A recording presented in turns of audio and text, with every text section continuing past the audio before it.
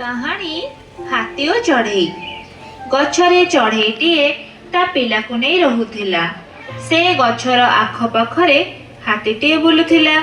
ହାତୀ ସବୁଦିନ ଗଛରେ ତାର ପିଠି ଘଷୁଥିଲା।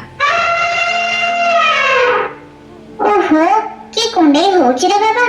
ଏମିତି ହେଲେ ହବନି, ଯାଉଛି ଜୋରେ ଜୋରେ ଘଷିଦେବି।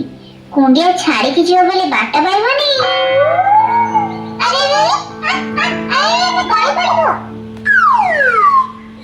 ଆରେ ହେ, ଏ ହାତୀ ସବୁଦିନ ଆସି ଏଇଠି ପିଠି କୁଣ୍ଡେଇ ହଉଛି।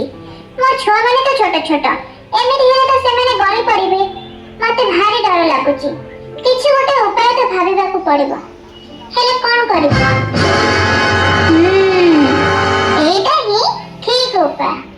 ରହରେ ହାତୀ, ଆଜି ତତେ ପାଣି ଦଉଛି।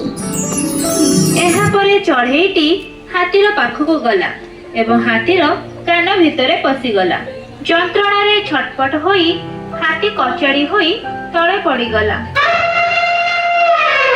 ଓଃ, ଭାରି କଷ୍ଟ ହଉଛି। ଏ ଚଢ଼େଇ, ତୁମ କାନରୁ ବାହାର। ଆଉ ପିଠି ଘଷିବୁ ଏ ଗଛରେ? ନାଇଁ ନାଇଁ, ଆଉ ଜମା ବି ଘଷିବିନି। ତୁମ କାନରୁ ବାହାର ତ। ହାତୀର କାନରୁ ଚଢ଼େଇଟି ବାହାରି ଆସିଲା। ହାତୀ ସେଠାରୁ ପଳାଇଗଲା। ସେ ଆଉ କେବେ ବି ସେଠାକୁ ଆସିଲା ନାହିଁ। ଦେଖିଲ ତ ପିଲାମାନେ, ଠିକ ସମୟରେ ଠିକ ବୁଦ୍ଧି ଖର୍ଚ୍ଚ କରିଥିବାରୁ ଚଢ଼େଇଟି ନିଜର ଛୁଆମାନଙ୍କ ଜୀବନ ବି ରକ୍ଷା କରିପାରିଲା ଏବଂ ହାତୀ ମଧ୍ୟ ଉଚିତ ଶିକ୍ଷା ପାଇଲା।